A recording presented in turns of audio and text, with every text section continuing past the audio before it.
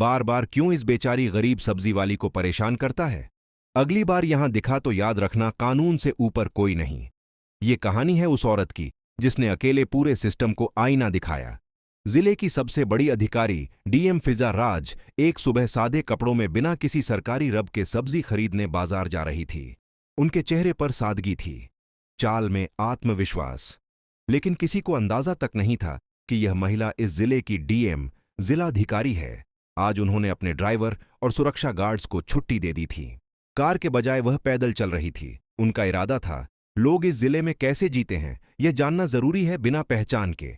वह बाजार पहुंची, गलियां टेढ़ी मेढ़ी, चारों ओर सब्जियों की महक। एक ठेले पर एक औरत बैठी थी, लता देवी, उम्र करीब 35, चेहरे पर थकान लेकिन आंखों में मेहनत की चमक। डीएम फिजा राज ने कहा, टमाटर कितने के दिए? RS 20 kilo. बहन जी, फिजा ने मुस्कुराकर कहा, 2 किलो दे दो। लता तोल ही रही थी कि उसका बेटा रोते हुए बोला, मां स्कूल का टाइम हो गया। लता बोली, बस 5 मिनट बेटा, जल्दी चलेंगे। सीमा ने कहा, आप बच्चे को छोड़ आइए, मैं ठेला संभाल लूंगी। लता घबरा गई। नहीं बहन, आप क्यों? अरे जाइए, मैं हूं यहां, फिजा ने सहजता से कहा। लता बच्चे को लेकर चली गई। अब फिजा ठेले के पीछे खड़ी थी, किसी आम औरत की तरह सब्जी तोलती, मोल भाव करती, मुस्कुराती। उन्हें देखकर किसी ने सोचा तक नहीं कि यह जिले की सबसे बड़ी अफसर है, लेकिन उसी भीड़ में कहीं एक झोंका आने वाला था जो सूरजनपुर के सिस्टम को हिला देगा। दोपहर की धूप सिर पर थी। अचानक दूर से रॉयल एनफील्ड की आवाज गूंजी। धूल उड़ती हुई आई और रुकी फिजा के सामने। नीचे उतरा एक लंबा चौड़ा आदमी, इंस्पेक्टर राजीव चौहान, इलाके का थाना इंचार्ज। अरे ये नई दुकान वाली कौन? उसने हंसते हुए पूछा। फिजा बोली, सीमा देवी गई हैं, मैं मदद कर रही हूं। विनोद ने हंसकर कहा, नहीं अरे ठीक है, आधा किलो टमाटर दे दे फ्री में। फिजा का स्वर शांत था, साहब यहां मेहनत की कमाई है, मुफ्त में कुछ नहीं मिलता। राजीव का चेहरा तन गया। बहुत जुबान चलती है तेरी, पता है मैं कौन हूं? हां, फिजा ने जवाब दिया, आप कानून के रक्षक हैं, लेकिन व्यवहार से अत्याचारी लग रहे हैं। भीड़ सन्न रह गई। राजीव के अंदर का अहंकार उबल पड़ा।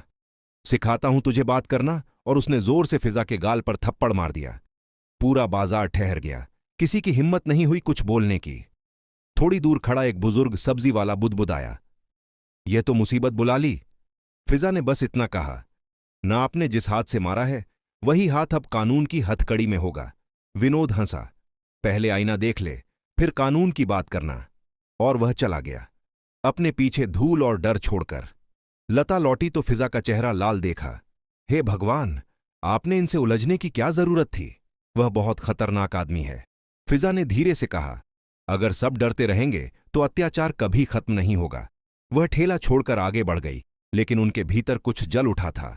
एक महिला का अपमान और उससे भी बड़ा कानून का मजाक। अगले दिन सूरजनपुर थाना। फिजा सादा कपड़ों में पहुंची, बिना किसी पहचान के। मुझे शिकायत दर्ज करनी है, उन्होंने कहा। ड्यूटी ऑफिसर मनीष ठाकुर बोला, किसके खिलाफ? इंस्पेक्टर राजीव चौहान। राजू ने ठहाका मारा, ओह हो, बड़े नाम ले रही हो, जानती है वो कौन है? हां, फिजा बोली, वो जिसने एक औरत को मारा। राजू मुस्कुराया, अगर हर औरत शिकायत करने लगे तो थाने बंद हो जाएंगे। फिजा बोली, और अगर हर पुलिस वाला ऐसे बोले तो देश खत्म हो जाएगा। राजू ने ताना मारा, शिकायत करनी है तो फीस देनी होगी। फिजा ने 10 रुपए टेबल पर रखे, लो अब लिखो। वो हंस पड़ा, जा बहन, घर जा, यहां तेरा कुछ नहीं होगा। फिजा ने शांत स्वर में कहा, कल मिलती हूं, तब पहचानना मत भूलना। अगली सुबह थाने में अफरा तफरी मच गई। सरकारी सायरन गूंजा, सफेद कार रुकी। फिजा बोली, माफी नहीं, न्याय होगा। फौरन आदेश हुआ। इंस्पेक्टर राजीव चौहान और सब इंस्पेक्टर राजू ठाकुर दोनों को तत्काल निलंबित किया जाता है। थाने में सन्नाटा छा गया। फिजा ने कहा, वर्दी डराने के लिए नहीं, जनता का भरोसा बनने के लिए होती है। फिजा राज के फैसले से पूरा सूरजनपुर हिल गया था। थाने के बाहर भीड़ जमा थी, कोई तालियां बजा रहा था, कोई डर से चुप था। लोगों को यकीन नहीं हो रहा था कि किसी अफसर ने पहली बार पुलिस के खिलाफ इतनी सख्ती दिखाई है। पर इसी बीच सूरजनपुर के सत्ताधारी नेता मनीष प्रताप सिंह के घर में उबाल मच गया। मनीष, जो शहर का किंग मेकर कहलाता था, हर अफसर उसके आगे झुकता था। राजीव चौहान उसका खास आदमी था, जो राघव के आदेश पर कभी जमीने कब्जा आता तो कभी केस दबा देता। मनीष ने फोन उठाया, फिजा, राज बहुत उड़ रही है ये औरत। उसने राजीव को छुड़वाने के लिए मुख्यमंत्री कार्यालय तक कॉल लगाया, लेकिन वहां से जवाब मिला, मैडम ईमानदार हैं, हम दखल नहीं देंगे। मनीष का गुस्सा 7वें आसमान पर था। ठीक है, तो अब खेल राजनीति का होगा। उसने मीडिया में अपने लोगों को फोन किया, खबर चलाओ कि डीएम ने राजू पुलिस अफसर को फंसाया। वह जनता में ड्रामा कर रही थी, लोकप्रियता के लिए। अगले ही दिन सुरजनपुर की लोकल चैनल्स पर हेडलाइन आई, महिला डीएम का नया तमाशा, पुलिस पर झूठा आरोप। कुछ चैनलों ने तो फिजा की पुरानी तस्वीरें एडिट कर दी। किसी ने कहा यह महिला पब्लिसिटी चाहती है, किसी ने लिखा महिला कार्ड खेलकर अफसर बनना चाहती है। हीरोइन फिजा राज ऑफिस में बैठी थी, स्क्रीन पर वही झूठ चल रहा था। उनके पीए ने कहा, मैडम चाहे तो प्रेस कॉन्फ्रेंस बुला लें। फिजा बोली, नहीं, सच बोलने वाले को सफाई देने की जरूरत नहीं। लेकिन रात को जब वह अकेली थी तो भीतर एक टीस उठी, क्या यही समाज है जहां औरत अगर सच्चाई बोले तो उसे नाटक कहा जाता है? वो बालकनी में गई। आसमान में हल्के बादल थे। उन्हें बचपन की बातें याद आईं। उनके पिता एक ईमानदार तहसीलदार थे, जिन्हें झूठे आरोपों में फंसाकर नौकरी से निकाल दिया गया था। सीमा ने वही दिन देखा था जब पिता घर लौटे तो मां ने कहा था, सच्चे लोग हमेशा अकेले रह जाते हैं। फिजा ने आसमान की ओर देखा और बुदबुदाई, पापा मैं हारूंगी नहीं। अगले दिन उन्होंने पूरे जिले में जनता दरबार लगाने का आदेश दिया, जहां कोई भी नागरिक आकर अपनी शिकायत दर्ज करा सकता था, बिना डर के। लोगों का हुजूम उमड़ पड़ा। हर गरीब, हर मजदूर कह रहा था, हमारे साथ भी अन्याय हुआ है। मैडम फिजा ध्यान से हर केस सुनती, नोट्स बनाती और तुरंत कार्रवाई करती। इसी दौरान सीमा देवी भी आई। वो बोली, मैडम लोग बोल रहे हैं आप मुश्किल में हैं। फिजा ने मुस्कुराकर कहा, जब सच्चाई के साथ खड़े होते हैं तो मुश्किलें नहीं, परख शुरू होती है। मनीष को अब गुस्सा आने लगा था। उसने अपने आदमी भेजे, फिजा मैडम को डराओ वरना हमारे बिजनेस बंद हो जाएंगे। रात को जब फिजा सरकारी बंगले में अकेली थी तो खिड़की के शीशे पर एक पत्थर आकर गिरा। साथ में एक चिट्ठी थी, हट जाओ इस केस से वरना अंजाम बुरा होगा। फिजा ने चिट्ठी उठाई, उसे मोड़ा और दराज में रख दिया। उनकी आंखों में डर नहीं, बस दृढ़ता थी। जब धमकियां मिलने लगे, समझो रास्ता सही है, उन्होंने धीरे से कहा। उन्होंने उसी रात पुलिस कंट्रोल रूम को कॉल किया, कल से इस केस की निगरानी मैं खुद करूंगी और मनीष प्रताप की गतिविधियों पर नजर रखो।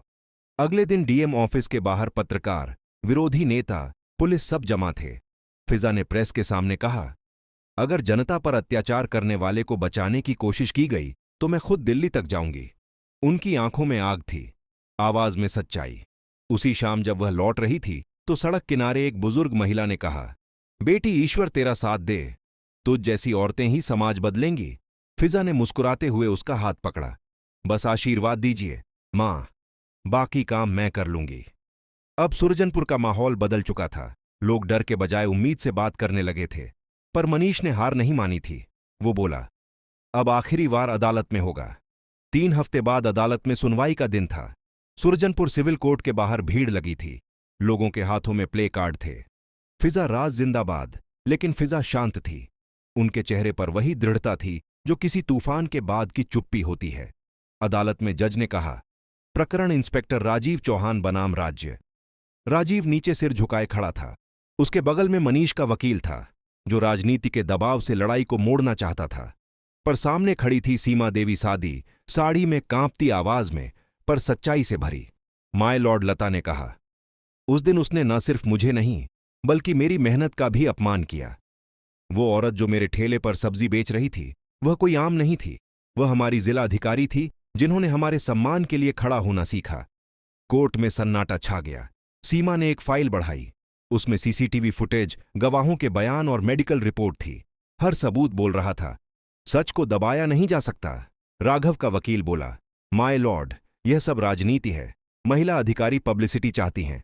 फिजा ने शांति से कहा, अगर पब्लिसिटी चाहती तो सत्ता के आगे झुक जाती। मैं तो सिर्फ अपने फर्ज के लिए खड़ी हूं। जज ने कुछ पल तक सब देखा, फिर गंभीर स्वर में कहा, इंस्पेक्टर राजीव चौहान, आपके अपराध के सबूत स्पष्ट हैं। आपने न सिर्फ एक महिला को थप्पड़ मारा बल्कि अपने कर्तव्य का भी अपमान किया है। अतः अदालत आपको 2 वर्ष की सजा और तत्काल बर्खास्तगी का आदेश देती है। पूरा कोर्ट तालियों से गूंज उठा। सीमा देवी की आंखों से आंसू बह निकले। फिजा ने उसकी ओर देखा और कहा, अब तुम्हारा बेटा बिना डर के स्कूल जाएगा।